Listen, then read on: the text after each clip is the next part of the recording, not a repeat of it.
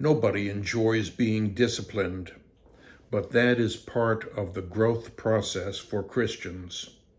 Repeatedly, Scripture says that God disciplines those he loves. For example, the writer of Hebrews quoted a passage from Proverbs 3:11 and 12 as follows: "My son, do not make light of the Lord's discipline, and do not lose heart when he rebukes you, because the Lord disciplines the one he loves, and he chastens everyone he accepts as his son." That's Hebrews 12, verses 5 and 6.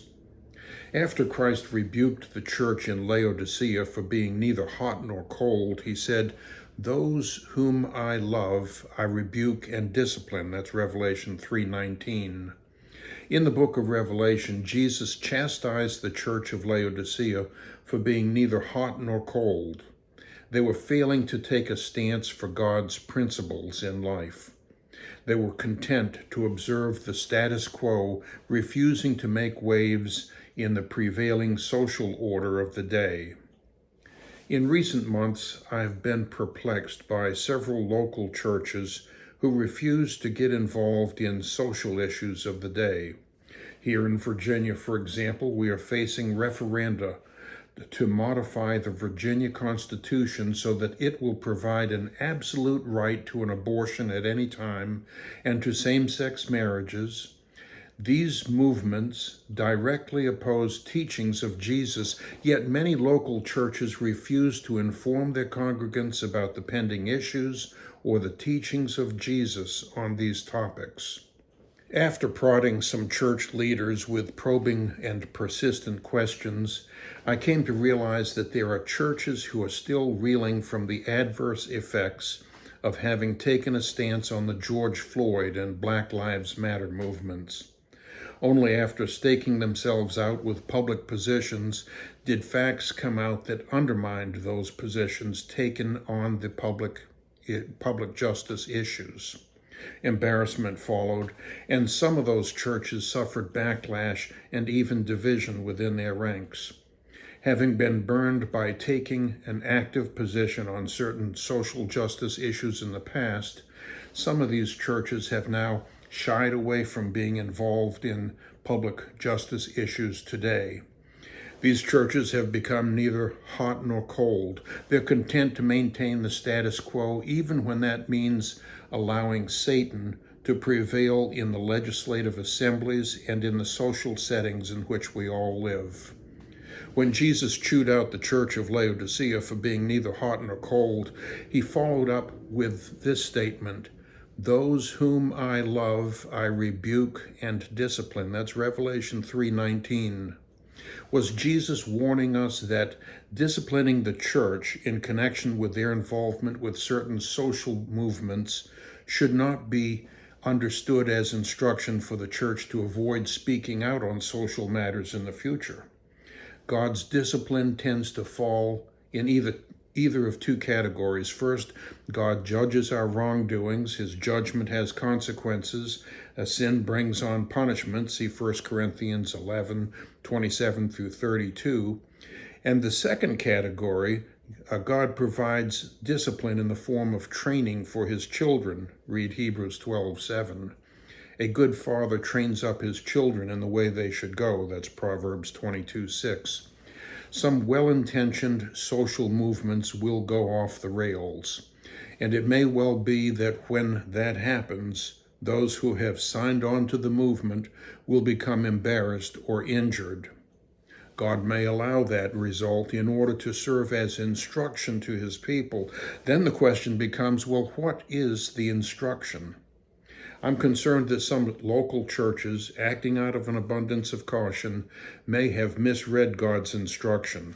They have decided not to get involved in social issues of the day, but that can't be God's intended instruction, because that would be contrary to the explicit directions that Jesus gave us to be salt in the deteriorating culture and light shining on the darkness of the underworld.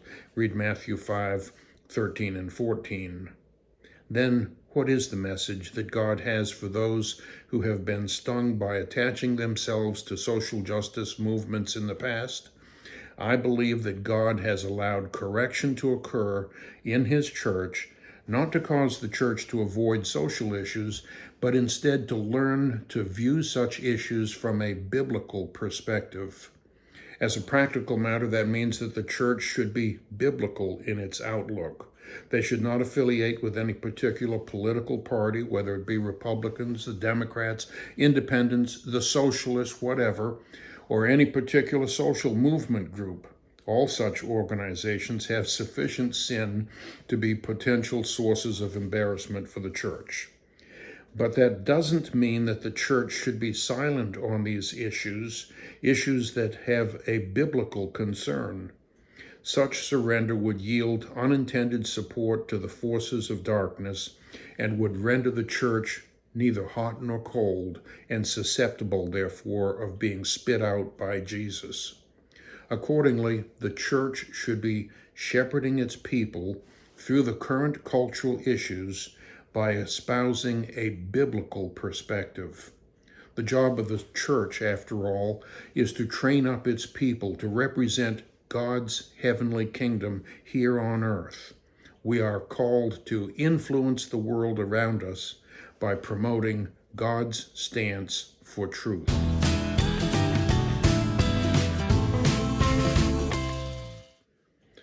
Those who give up and walk away from social issues that are addressed in Scripture are missing the point.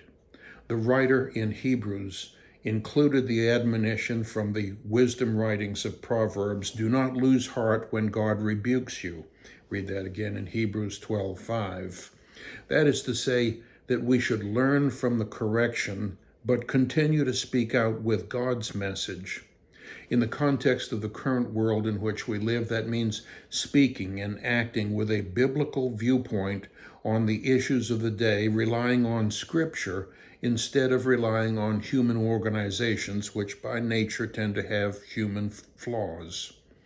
Each of us have been commissioned by God to go make disciples, teaching them everything that Jesus taught. Read Matthew 28:20. So as we consider the point that God disciplines those He loves, reflect on these questions for introspection, if you will. Question number 1, what are the issues that are prevalent in society today? Question number 2, what biblical perspective is there on these social issues? And question 3, how are you serving as salt and light on these very issues? Here in the United States, many people are preoccupied with advancing the so-called reproductive rights, that is, abortion, gender surgeries for children, sexual identification, and so forth. Additionally, same-sex unions have become hot topics. Astonishingly, some churches fear speaking out on these topics. They opt for silence so that they are neither hot nor cold. Perhaps that is the result of the churches having been burned in the past by taking sides on social justice issues. But Scripture is not silent. God has clearly articulated that murder is wrong, Exodus 20, verse 13, and Matthew 5, 21 and 22. Through His holy Scriptures, God has explained that each of us is wonderfully made in His image. See Genesis 1:27 and Psalm 139:14.